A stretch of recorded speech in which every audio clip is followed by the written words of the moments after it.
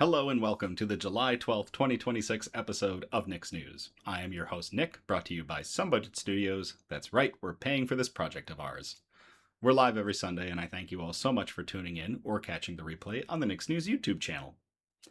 This is a program dedicated to bringing good news to counter all of the bad news that we are bombarded with on a daily basis, with the hope of bringing a little bit of joy back to the world.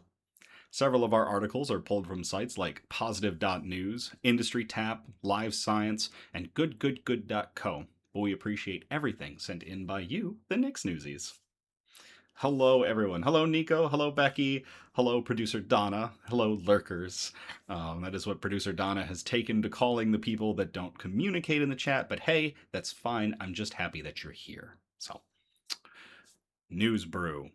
So the rest of the month of July is gonna be working hard because it's all from Werk Force Brewing Company. We're gonna start off with the end of hibernation for strong beer and get into some real tough stuff. Werk Force Brewing knows it's time for all the mammals to wake up, including me. And this is 2026 Family Reserve Bourbon Barrel Aged Sleepy Bear. Now, this is a bear of a beer, too. I love the artwork on this bottle. Hate the fact that it is a wax coated top. I absolutely despise wax coated tops on beer bottles. I get that it's for looks. Hey, Dirty Rogue. But, like, I feel like it's too much. That's just me. It just makes it harder to get into it, and I want this beer. So this is a powerhouse 14% ABV, high octane Russian Imperial Stout. And we're going to get into some double trouble with this brew because this was it had barrel sessions in Buffalo Trace bourbon and rye whiskey barrels. So this is a barreled beer for sure. Now, it is a bottle, so we need the bottle song bottle opener, which we haven't used in a while. So, it means I'm bad. You didn't see that.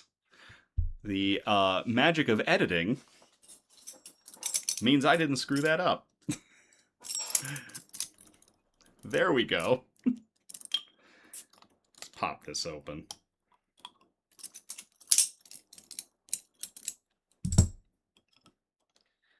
I hate wax tops. And earlier, I popped the wax off of it in preparation for this episode, and I heard a small hiss, so I hope it didn't gas off a little bit. Because it is a big, boozy Imperial Stout, we will be using our harpoon snifter. Didn't see what, says Dirty Rogue. We'll get into the theatrics. Oh my gosh, it's motor oil. Wow. That is a thick pour. Oh boy.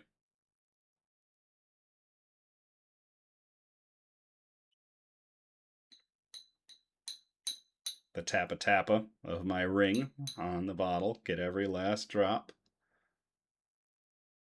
Come on. There we go.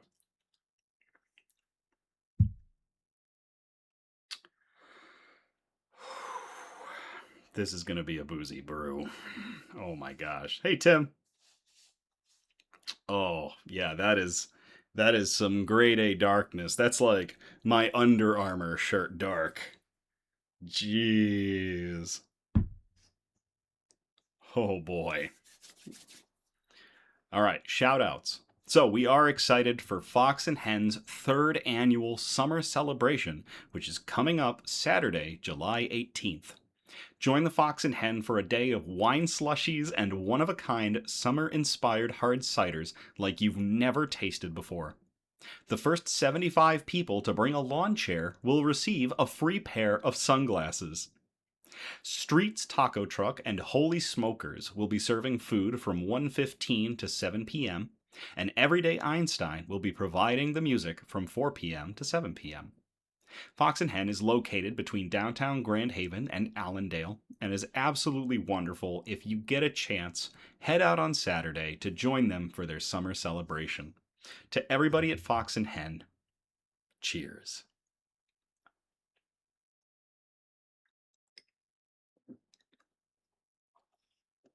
Damn, boy, she thick. Oh my gosh. I practically chewed a part of that beer. Did you see me drink that, Little John? He's chilling right here in the corner. Um, this stuff is like Little John Dark, like my Scorpion Dark, not the rapper. Like, oh my gosh, or the musical artist. I'm not quite sure what genre of music Little John does anymore, but wow. Oh, this brew is big. Oh, it is tasty too. Oh, we got a winner, folks. All right. News quote. We are made for goodness. We are made for love. We are made for friendliness. We are made for togetherness. We are made for all of the beautiful things that you and I know. We are made to tell the world that there are no outsiders. All are welcome. Black, white, red, yellow, rich, poor, educated, not educated, male, female, gay, straight, all. We all belong to this family, this human family, God's family.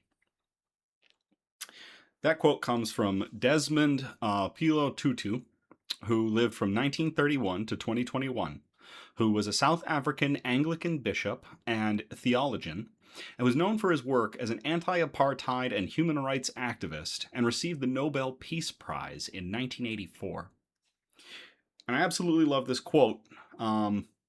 Take what you will, or uh, however you handle the religious aspect of it is how you handle the religious aspect of it. But I love every bit of this quote in that it is a great descriptor of the one people that we are. We are the species Homo sapien.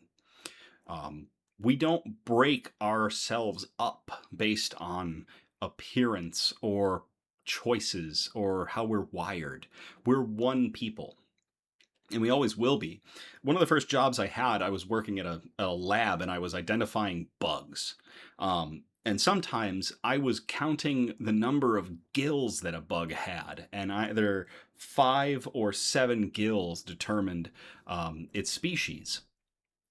We don't do that for the human race. We're all humans.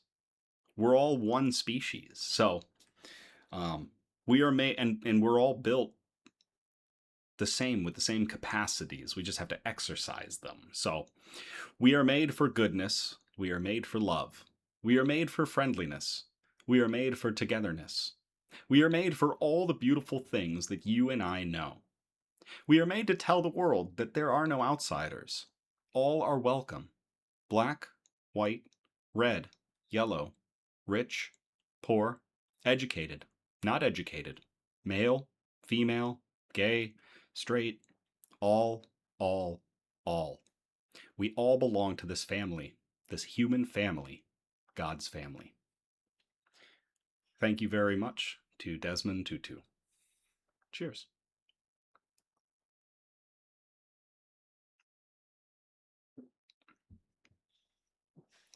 Wow, that beer is just so thick. Oh, it's a good beer. Weird question. Have you ever seen a scorpion do a happy dance? For the bug update, I have multiple times from multiple scorpions. So I sometimes feed baby Madagascar hissing cockroaches to Elmira, Little John, and Sue because they will take them. Ripley will not. Ripley has never taken them off the tongs or has hunted them, so I don't think they're quite her preferred prey. But the other 3 absolutely love them. And they're not the best feeding option. They're kind of really fatty, and so where they might be good for like tarantulas and reptiles, they're not so much for scorpions. So I kind of give them as a treat, and it's like a potato chip. You don't want to eat a ton of potato chips, but occasionally you really want to enjoy a potato chip. So I'll give them these little treats, and every time I do, they do these specific little wiggles, and it's just absolutely adorable. Maybe not to anybody that doesn't keep scorpions, but I find it to be hilarious. And I got to see all of them doing a little wiggle dance. Even Sue, even though most of Sue was in his burrow, but he still does this little heh, heh when he gets a a Madagascar roach baby, a potato chip. Um, Ripley's been fine with crickets, so no problems there. And the Cuddle Puddle doesn't mind because they don't want to hog the spot. They don't want their children to hog the spotlight.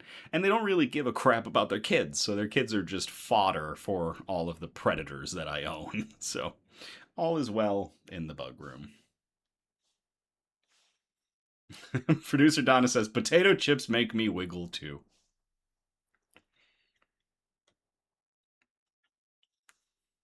And Becky says, potato chips. All right, with that, we're going to get into our good news. And our good news is broken up into 4 major categories. Those categories are science and technology, health and medicine, flora and fauna, aka plants and animals, and wholesome notes, the really nice ones we like to end on. Before we get into those, though, before we get into category 1, if you haven't already, please consider giving this video a like and maybe a share or maybe commenting. Interaction with our content is what continues to spread us across Nick's News. We do a limited amount of advertising on our own, but a lot of the spread that Nick's News has had is thanks to all of you. I can't thank you all enough for everything you do, so consider just liking the video, just hitting the thumbs up on this one and on the VOD when it gets posted later on down the week. It really goes a long way for us, and it shows that we've got that interaction to continue to get pushed by YouTube to spread good news. So thank you again. With that, we will get into category 1, science and technology. We've got 1 article in this section, and we called it a net zero nautical adventure. So I will copy and paste this into the chat if y'all want to check this out. And all of the articles that we read are in the description of the video. So you can go down there and check these out at your leisure. We implore you to do so because these sites deserve the traffic. They're the ones that are writing it. We're just reading it. So check these articles out. Check these sites out. It's a ton of good news. Like we pull like 6-7 articles a week. There are so many good articles. Like if you need a pick-me-up, check these sites out. They will help. So a boat trip can emit the same carbon as a 186-mile road trip. So this captain made his whale-watching boat emission-free. This was published on June 1st of 2026 to goodgoodgood.co by Megan Cook. Captain Dan Salas has spent his whole life on the water. At just 12 years old, he started working on the docks of San Pedro, California. Throughout his career, he went from tugboat captain to marine life guide, and eventually founded Harbor Breeze Cruises in 1990. Today, Harbor Breeze Cruises offers more whale-watching tours than any other operator in the region, reads a statement on the organization's website. Whether it's spotting a superpod of dolphins or witnessing the majesty of blue whales, our guests leave with memories that last a lifetime. Until now, guests haven't just left with their memories, they've also left with a hefty carbon footprint with every trip taken into Pacific waters. According to a study in the Journal of Sustainable Tourism, a sightseeing trip on a diesel boat can emit roughly the same carbon emissions as a single person driving 186 miles in a standard passenger vehicle. That's why, for the past 5 years, Captain Salas has been working with the Port of Los Angeles, the Port of Long Beach, and the California Air Resources Board to fund a new kind of vessel.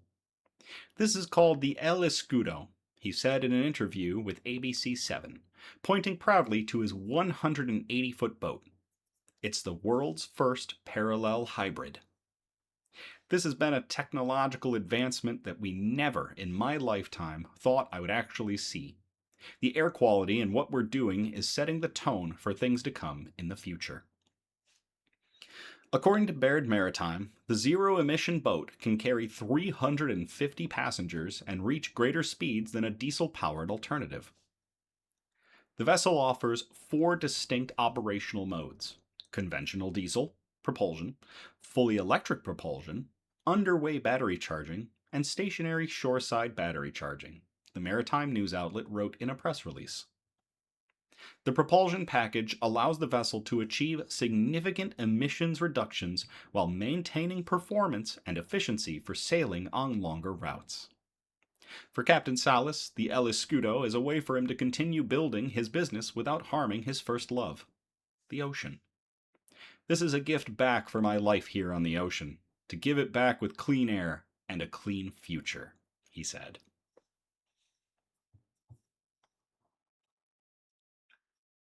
Becky said, wait, Captain Dan, insert Forrest Gump reference here.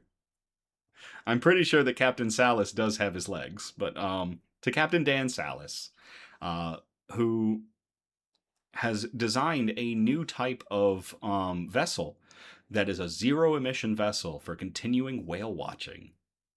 Cheers.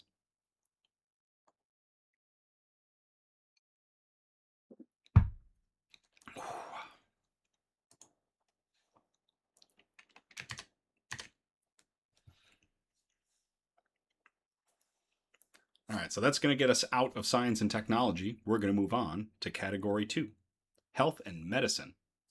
Wait a second. Was that? I might have that screwed up. Producer Donna, was this next one supposed to be a science and technology one and I accidentally moved it to health and medicine? I might have accidentally moved this one into the wrong category. And I have all my stuff closed that shows me where things were supposed to be before I started. It's a really cool water one. I'm pretty sure I have it in the wrong category. Yep, I put it in the wrong category. I'm going to have to change that in post.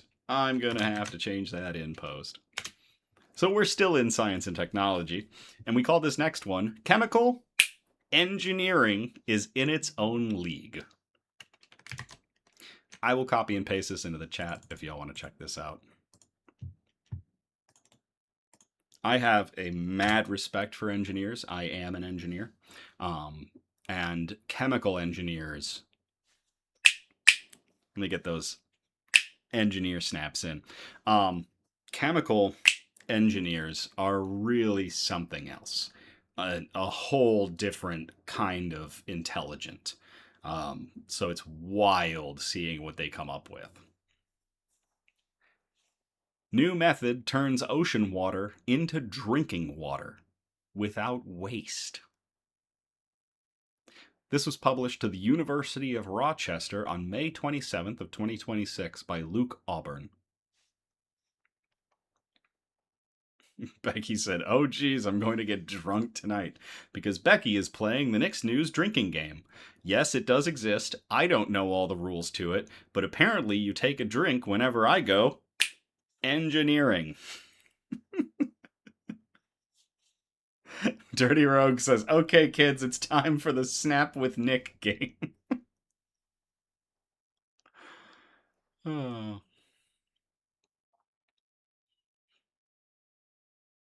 A new energy-efficient desalination system produces fresh water without chemical additives and transforms leftover salts into useful materials.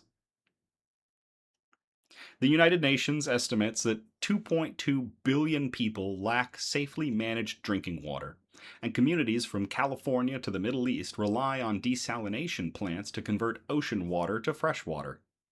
Common desalination techniques such as reverse osmosis and thermal distillation are energy intensive, require pre and post water treatment, and leave behind a concentrated saltwater byproduct called brine.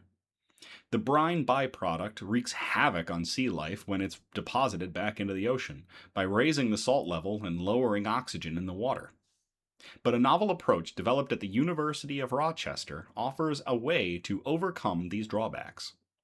Researchers at the University of Rochester's Institute of Optics developed a new solar thermal desalination process to produce fresh water in an energy-efficient way that does not leave behind brine and requires no chemical additives to pre-treat the water.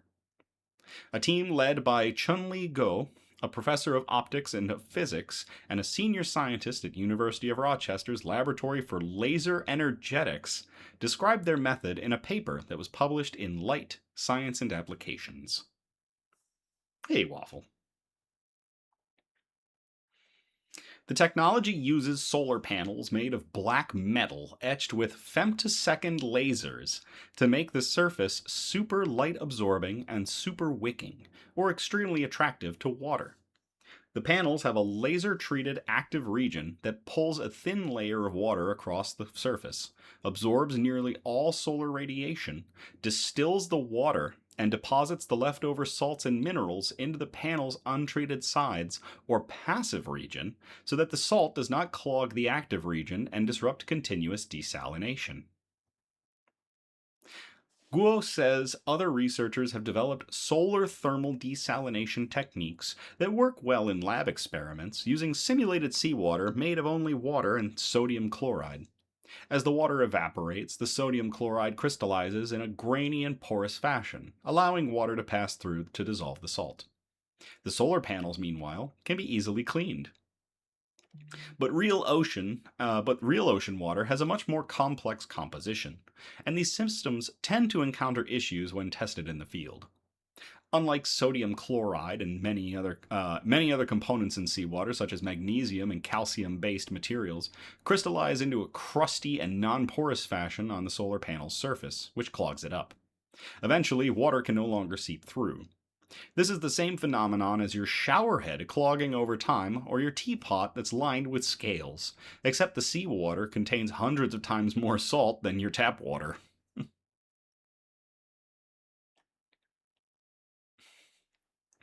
Apparently, the waffle got toasted. Hey, Nate. To keep their solar panel surface from gumming up similarly, Guo's team precisely etched the black metal's grooves so the various salts and minerals in ocean water simply slough off. They also leveraged a physical phenomenon that has plagued clumsy Japhaphiles for centuries: the coffee ring effect. If you drop coffee on a surface, eventually the water evaporates, and there's a ring left at the outer edge that is a concentrated coffee particle. It's concentrated coffee particles, says Guo. We use that same principle to advance the salts to the passive region. I've spilt a lot of coffee in my time, so yeah, I'm familiar with that. Testing their solar thermal desalination technique using samples of water from the Pacific, Atlantic, and Indian Oceans, Guo and his team were able to make the surface self-cleaning. In other words, it extracted fresh water and directed the remaining salts to the passive region, where they could be later collected without reducing the panel's efficiency. One of the new desalination method's distinct advantages is that instead of leaving behind brine that must be disposed of and processed, it extracts nearly 100% of the salts in a solid form. This could not only produce an abundant supply of table salt, but it could also be used to extract more precious minerals, like lithium, which is used in lithium ion batteries that power electric vehicles and other electronics. In a related paper in the Journal of Materials Chemistry, Guo and his colleagues show how they can use the same super wicking solar panels to separate lithium from the rest of the other salts in desalination. Embedding nanoparticles made of hydrogen titanate in the tiny grooves of the black metal surfaces isolates the lithium from the other salts and minerals. Mining lithium from the earth has proven to be very taxing from an energy and environmental standpoint. So pulling lithium directly from salt water could be a very important future route, says Guo. Using water samples from Great Salt Lake, the researchers extracted about 50% of the lithium from the salts left behind by the desalination process. Guo says now that the super wicking desalination technology has been demonstrated in proofs of concept on small scale devices, he sees the technology inherently scalable, capable of improving global access to drinking water and building more sustainable supply chains for precious minerals. The National Science Foundation and Bill and Melinda Gates Foundation and Worldwide Universities Network supported this research. Guo's colleagues from the Institute of Optics who contributed to the research include senior scientist Subhash Singh, alumnus Ron Wei, 24, who has a PhD students Lu Heng Tang and Tainshu Zhu, and Mingjiang Ma. That is really awesome. To everybody involved with figuring out a new desalination technique that just uses etched solar panels effectively. Cheers.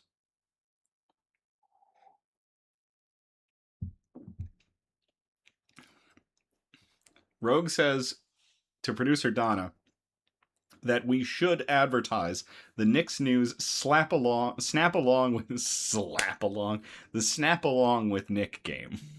So we really need some heavy engineering articles to get the snaps going. So because it's the only thing I snap to, but we'll figure it out.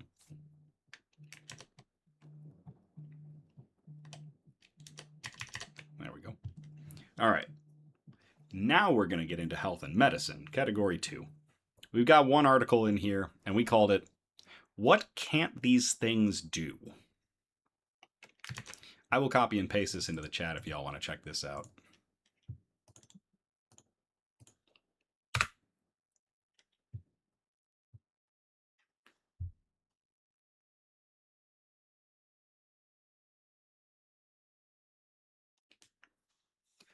Weight loss drug approved to treat sleep apnea in Canada. This was published to CBC. Canada News on June 24th of 2026 by Nicole Ireland. Health Canada has approved weight loss drug Zepbound for treating obstructive sleep apnea in adults with obesity. The department confirmed that the authorization granted on I am just botching this one left, right, and center. The department confirmed that the authorization granted on June 11th makes Zepbound the only GLP-1 drug in Canada approved for the sleep disorder that causes people to stop breathing temporarily because their upper airway is blocked. That blockage can happen when throat muscles relax or when there is too much fatty tissue around the upper airway. Sleep apnea causes daytime sleepiness and other potential risks, including high blood pressure, heart attacks, and strokes, said Dr. Mandeep Singh, a clinician investigator in sleep science at University Health Network in Toronto. It is often associated with obesity and can be improved with weight loss, he said. The active ingredient in Zepbound is tirzepatide, which acts on both GLP-1, glucagon-like peptide 1, and GIP, glucose-dependent insulinotropic polypeptide hormone receptors to reduce appetite, which leads to weight loss. Eli Lilly's tirzepatide medications, including Zepbound and diabetes drug Mounjaro, are competitors to Novo Nordisk's semaglutide drugs Ozempic and Wegovy. Health Canada spokesperson Marie-Pierre Burrell said tirzepatide should be injected once a week and used alongside a reduced calorie diet and increased physical activity in adults with obesity, measured by a body mass index or BMI of 30 kilograms per square meter or higher. Please note, though, there's been a lot of research involving BMIs. Your BMI can be very misleading.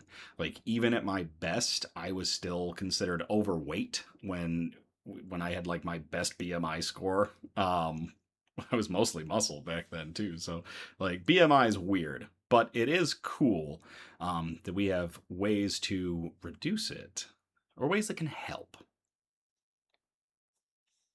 Nate says, "Oh man, I use a CPAP. It's awful. Any alternative to this is so welcome. The only thing worse than a CPAP is how you feel without it." I do not use a CPAP. I know several people that do, and I feel bad for everybody that has to, especially with dealing with sleep apnea. So if there's anything else that can help us to get through sleep apnea without folks having to use a CPAP, like, I'm all for it. The drug is not an immediate replacement for continuous positive airway pressure, or CPAP, that is a first-line therapy for moderate to severe sleep apnea, Burrell said. Patients taking Zepbound should not stop using their CPAP machine without a doctor's guidance, she said. Health Canada's approval follows Phase 3 clinical trials with patients who had both obesity and sleep apnea. The studies found sleep apnea patients on tirzepatide who weren't using a CPAP machine had 25 fewer breathing interruptions per hour compared with 5 fewer breathing disruptions among those taking a placebo. Among patients using a CPAP machine, researchers found 29 fewer breathing interruptions an hour among patients taking tirzepatide, compared with 6 who were taking a placebo. Singh, who is not involved in the clinical trials, said the severity of obstructive sleep apnea is defined by the number of breathing interruptions per hour of sleep. People with mild sleep apnea generally have about 5 to 14 interruptions per hour, he said, while those with moderate sleep apnea have 15 to 30 interruptions, and patients with severe sleep apnea have more than 30 an hour.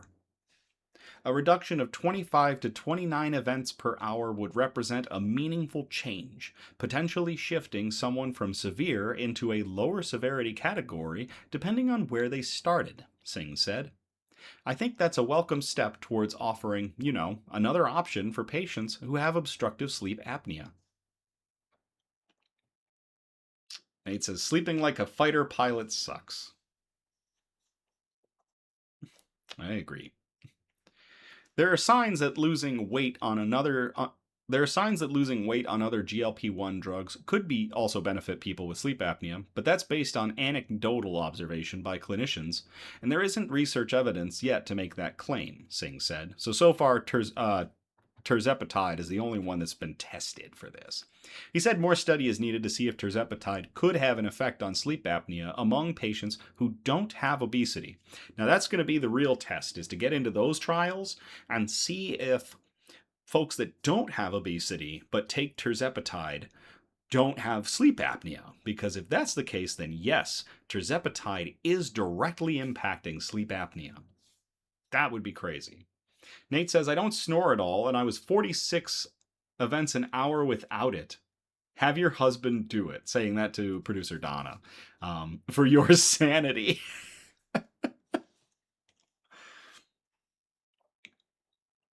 Oh, man. If we can kind of tease out what is the effect of weight loss versus what is the direct effect of these medications on the upper airway, that will be very interesting.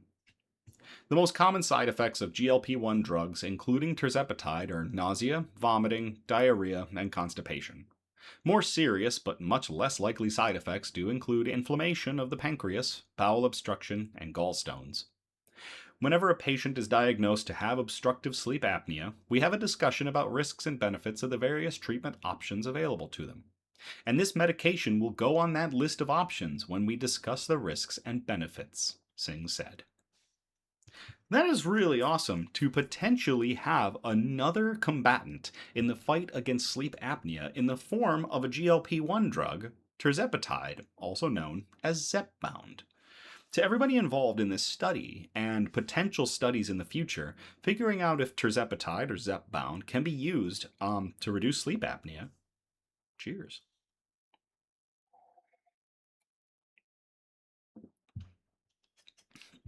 Nate says the test is easy and can be done in your own bed.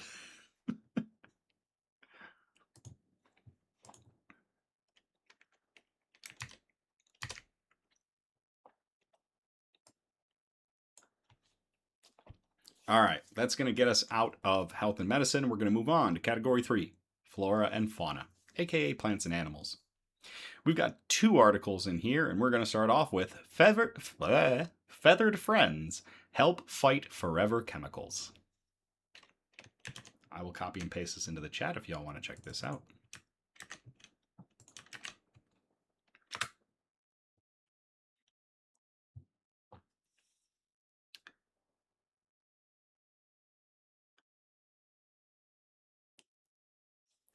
Penguins are helping scientists track forever chemicals in Patagonia.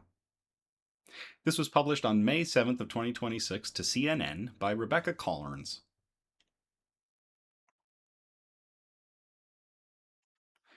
Researchers have found toxic forever chemicals on the remote southern coastline of Argentina with the help of some avian assistants. Scientists fitted Magellanic penguins with silicone passive samplers, or SPS, bands, a non-invasive tool that absorbs chemicals from the water, air, and surfaces. We've been looking for alternatives to measure pollution on these species for a long time, says Ralph Van Streels, wildlife veterinarian at University of California, Davis, and co-author of a study published in March in the journal Earth: Environmental Sustainability. Inspired by wristband samplers that humans can wear to measure exposure to contaminants, he contacted Diana Aga, an analytical chemist at University of Buffalo, with a crazy idea. We place other devices on the penguin, so why not silicone bands? Over 3 breeding seasons, the interdisciplinary team gathered samples from 55 penguins. More than 90% of the bands detected polyfluoroalkyl substances, or PFAS, a group of synthetic chemicals used in a huge range of everyday products, from non-stick cookware and raincoats to firefighting foams and pharmaceuticals. PFAS are resistant to water, grease, chemicals, and heat, but that durability also makes them very hard to break down. They build up in the environment and in our bodies, and decades of research has linked them to health risks, including reproductive and developmental issues, and cancer. The concentration of PFAS is not high, but we found it consistently, says Van Streels. It shows that even in this very remote, not very inhabited region, these animals are getting exposure on a consistent basis. Traditional ocean monitoring is expensive and inefficient, says Van Streels, requiring a boat and a lengthy expedition with a crew. But penguins forage widely in the ocean, providing a natural opportunity to passively collect data.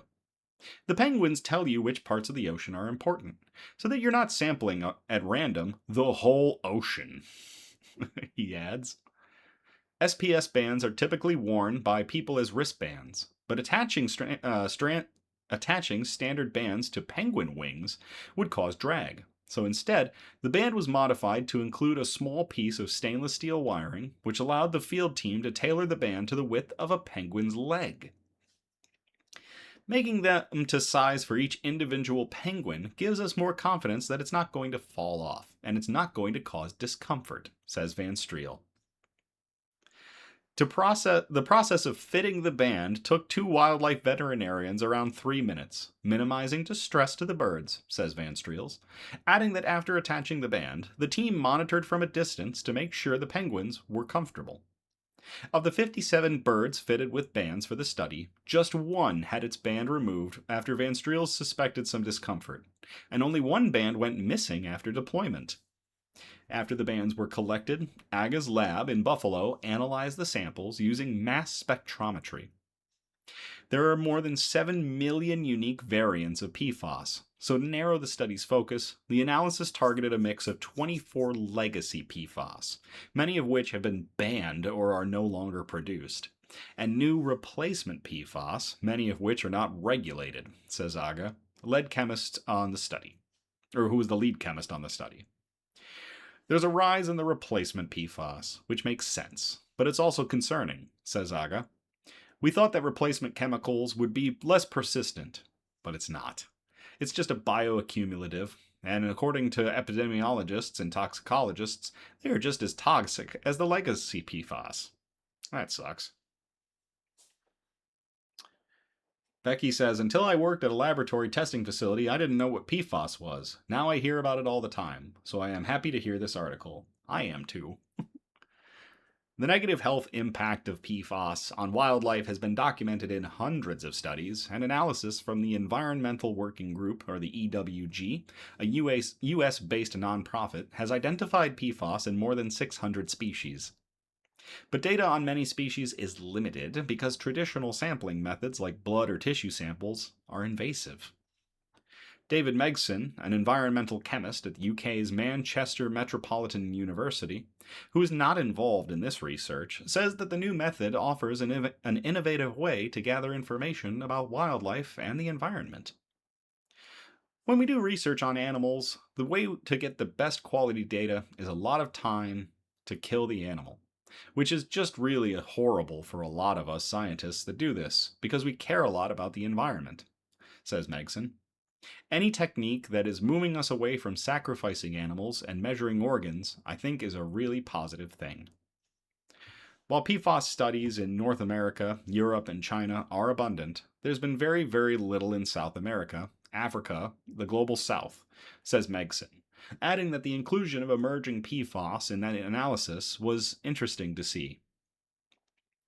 Megson notes that the results of the study don't directly show how much PFAS is accumulating in a penguin's body or its impact on the bird's health, but adds that the SPS bands could be complementary techniques to better understanding the environment that they live in. Their main route of PFAS exposure is probably going to be from the fish that they're eating, not the general background in their environment, says Megson. If you could use the wristband to see what's going on around them, to take a blood sample, take a sample of the food that they're eating, then we can understand a lot more about the whole environment that they're exposed to and where the PFAS are coming from. While Magellanic penguins are not endangered, 13 of the 18 recognized penguin species have declining global populations or are listed as threatened. There's other penguins that live in areas that are even more densely inhabited, says Van Streels, pointing to the critically endangered African penguin in Namibia and South Africa, and the little penguin in Australia and New Zealand. Those are examples of penguins that are living right next to urban centers and potentially large areas of industrial activity where this kind of pollution might be more significant. Van Streels and Aga hope this study can be a proof of concept for further research and plan to test the method on other wildlife, such as cormorants, seabirds that can dive more than 150 feet below the water's surface. And for the penguins, Van Streels hopes to continue monitoring the bird's exposure to pollution, particularly on its winter migration north to Uruguay and Brazil. There is no way of protecting penguins in Patagonia without dealing with global problems in terms of pollution, in terms of industry, in terms of how we dispose of chemicals, says Van Streels.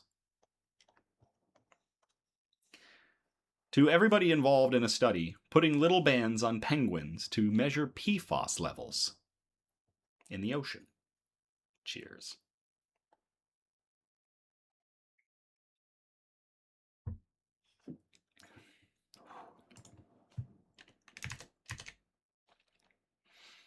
All right. This next one is going to be a good read. How familiar are you all with Neil the seal?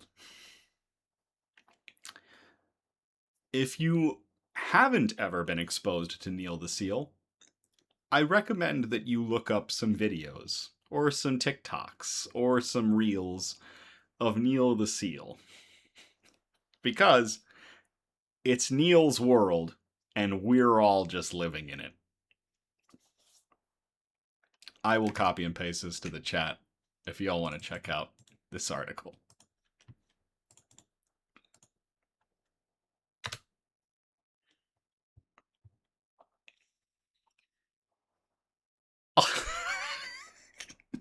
And I think Charlie sent me this article. Australian officials ask fans to respect the privacy of Neil, a 1-ton seal who respects nothing. It's Neil's world, and we're just living in it, one local said about a male elephant seal that weighs as much as a small car and has a social media following double Tasmania's human population. This article was published to NBC News on July 3rd of 2026 by the Associated Press. Like plenty of local boys before him, Neil has come home to the stretch of Australian coast where he was born. Unlike most of them, he trails fame, fans, and property damage in his wake. He is also a 2,200-pound elephant seal. In June, the bellowing, blubbery 5-year-old mammal hauled himself onto land for his twice-yearly tour of beachside towns in southern Tasmania state. After months of feeding at sea. That's posing problems now, as he weighs as much as a small car and has a social media following more than double Tasmania's human population. His rampage through local infrastructure has claimed bent traffic bollards, a sign warning the public about seals, and a fence that did not survive Neil's attempt to vault it. The rest of the time, he lies placidly any place he chooses, which is sometimes the middle of the road, bringing towns he visits to a standstill. But officials say their biggest concern is that Neil's popularity could lead to ill advised human seal encounters that are dangerous for both sides. Neil, the only male elephant seal to visit Tasmania in years, has commanded and enthralled TikTok followers of a TikTok following of 1.4 million, in part because he acts kind of like a jerk. During his visit to shore, during his 12th visit to shore, his crimes have included picking fights with parked cars and smashing through barriers erected to keep him off of roads. Those antics have prompted some online to hail Neil as a kind of anti-authoritarian hero, but experts say it's normal experimentation for a growing seal. Juvenile male elephant seals need to practice for dominance battles in which adults rear up and crash their chests together as they compete for breeding opportunities, said Sophie Volks, an elephant seal scientist based at the University of Tasmania in Hobart. With no other juveniles to practice with, Neil can only rehearse on Toyotas. Local officials fear that Neil is the latest wild animal whose social media stardom has outgrown what's good for him. Neil's fame is a bit of a double-edged sword, says Chris Carlian from Tasmania's Department of Natural Resources and Environment at a news conference in Hobart on Thursday in which he asked the seal's fans to give him privacy. We have some pretty silly behavior, instances with people carrying their small babies up close to him and simply trying to get that shot for Instagram, he said. That might be one of the dumbest things I've heard. Do not bring a small child next to an animal that's the size of a small car and regularly wrecks them. Why? Why would people think to do that? Becky says, like that drunk uncle that says, "Hold my beer." Officials have urged the public to refrain from identifying the town Neil is currently delighting or terrorizing, depending on whom you speak to. They fear a disastrous encounter between the seal and an admirer could force rangers into a risky operation to move him elsewhere. There are videos of people trying to move Neil, like wildlife experts trying to move him. It is a David versus Goliath situation where David is gonna get bodied if he makes a wrong move.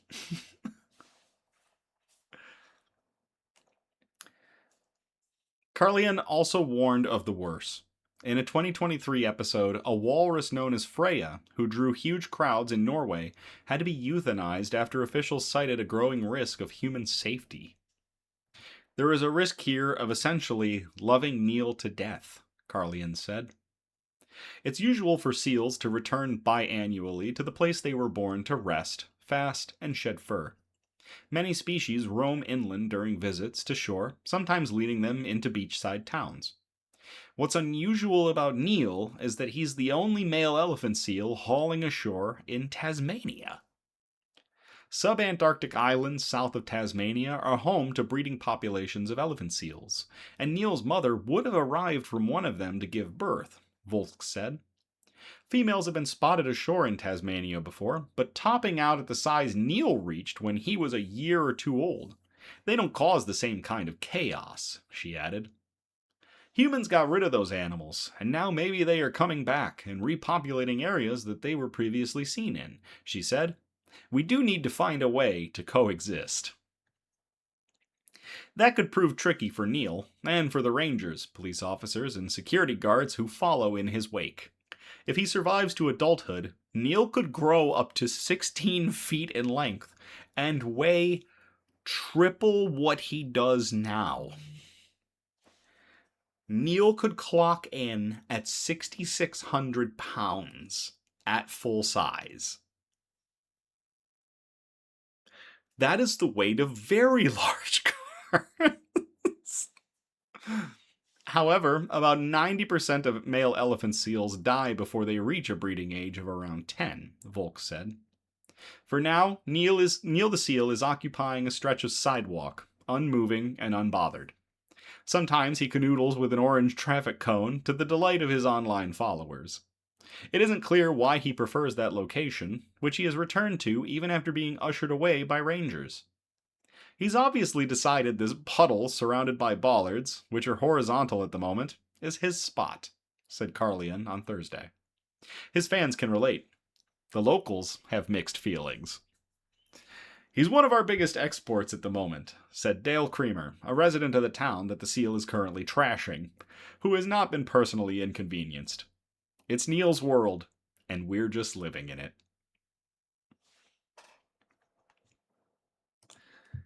To Neil the seal, and everybody involved with his antics, please give him a wide berth, and cheers.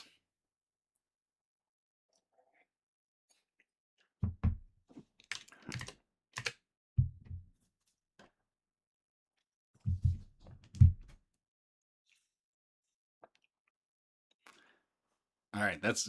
Oh, producer Donna said, in recent days, Neil's been nowhere to be found. It seems his winter 2026 reign of terror has ended, and he's now returned to the ocean after completing his annual molt. Community members have banded together to launch a petition calling for greater protection of Neil, including the creation of restricted access zones around Neil's known habitats. Well, that's cool. The terror has ended. Neil has returned to the sea. The petition to get him some protected area has reached 86,000 signatures. That is really cool. Thank you, producer Donna, for that update. All right, that's going to get us out of flora and fauna. We're going to move on to category 4, wholesome notes. We've got 2 wholesome notes tonight, and this first one is a heckin' good magician article. I will copy and paste this into the chat if y'all want to check this out.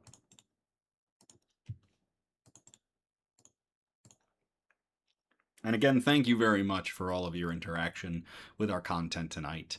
All of the likes, all of the shares, it all goes towards promoting Nick's News, and I can't thank you all enough for it. So,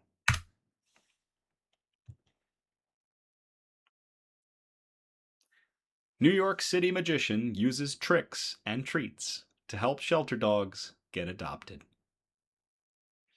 This article was published on May 21st of 2026 to goodgoodgood.co by Cameron Baker.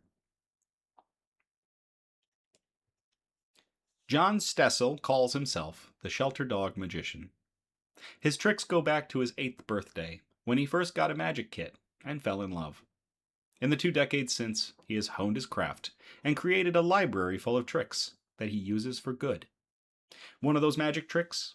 Making a dog treat vanish right before a pup's eyes. An entertaining trick for audiences and dogs alike, he began posting videos of dogs excitedly sniffing out the vanished snacks, aghast at the idea that it really could be gone. Stessel reached out to St. Hubert's Animal Welfare Center in New Jersey to collaborate on these videos, using adoptable dogs as his special assistants, and sharing the adorable clips in hopes of helping them find their forever homes. Dogs really have one centralized focus, and that's usually their treats, Stessel told ABC News. I thought, what if I made a treat disappear into thin air and catch their reaction on camera? And that's really when the dogs show their personalities off. Each dog reacts differently, and we gave them plenty of playtime, lots of love, and the videos took on a life of their own. While social media comments poured in praising the pups, adoption applications poured in too. The shelter continues to work with Stessel and sends him photos whenever the dogs he worked with get adopted. He also worked with Badass Animal Rescue, a New York-based rescue that has hosted Stessel at some of their adoption events. Stessel posts videos of dogs in Adopt Me bandanas and vests, with disclaimers that, even though he tricks them, all dogs are handsomely lavished in treats after the magic happens. It really is the most impactful work I've ever done. Magic is that feeling when you truly are astonished by something, but it doesn't have to be a trick, Stessel told ABC. Even hearing that my videos got one dog adopted, that's magic. To John Stessel and all of the different adoption agencies he has worked with, and to all of the heckin' good boys and girls that have found their forever homes thanks to him and his magic. Cheers.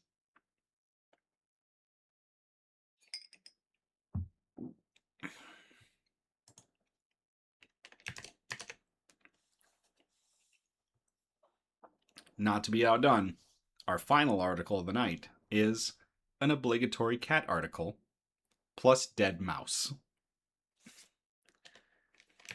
I will copy and paste this into the chat if y'all want to check this out.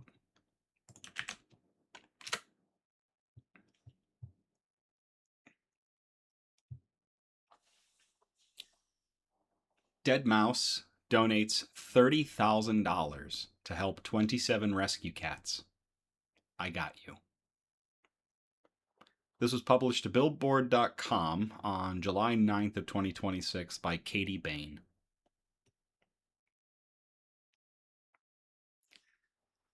Dance music's most notable cat lover, Dead Mouse, has donated $30,000 to help 27 rescue cats.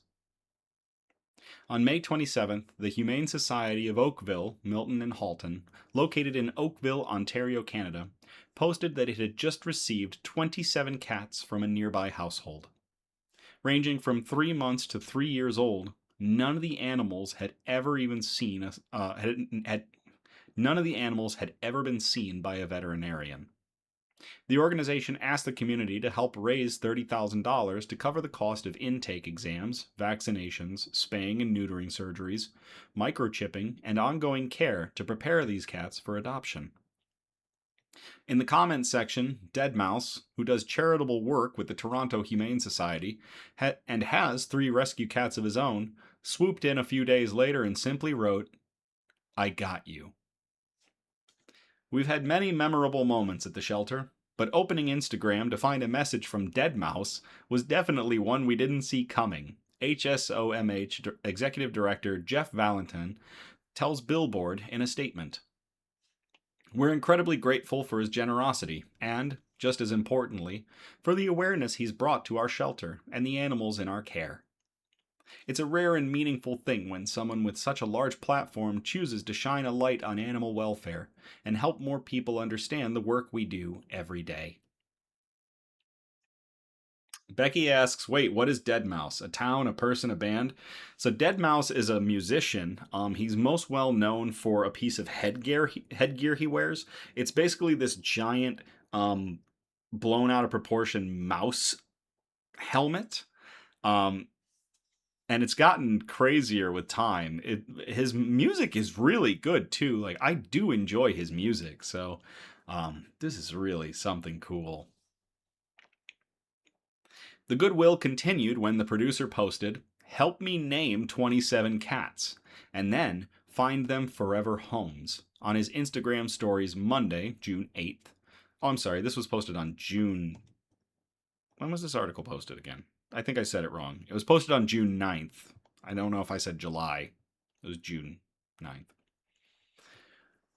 The goodwill continued when the producer posted, "Help me name 27 cats, and then find them forever homes," on his Instagram stories Monday, June 8th, with a link to a page where fellow cat enthusiasts can suggest names, noting that the suggested names will eventually be voted on.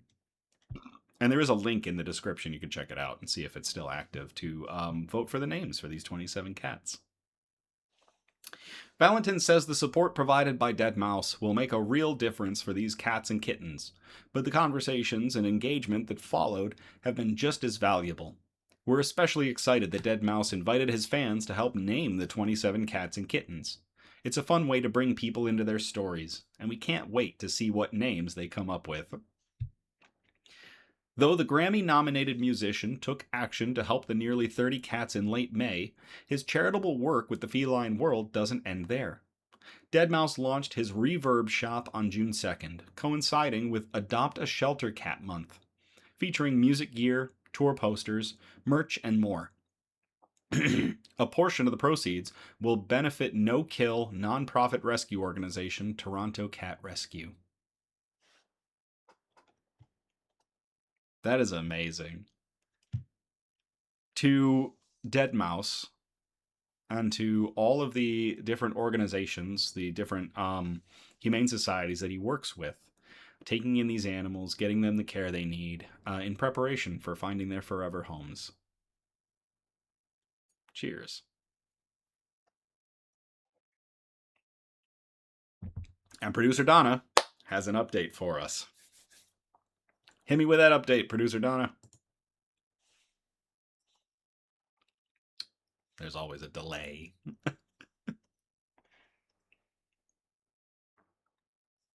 In the meantime, I'll look for my bugs. There it is. So, as was mentioned in the article, those 27 cats all came from one home. Well, it turns out there were 3 more, and the family did surrender those 3 as well, which brought the total to 30 cats that were rescued from this home. So, kudos to everybody involved in getting those cats out of what sounds like a not so good situation and getting them into a position where they can find better forever homes. That might have just been an excuse to have another sip of that beer. But thank you very much for that update, producer Donna.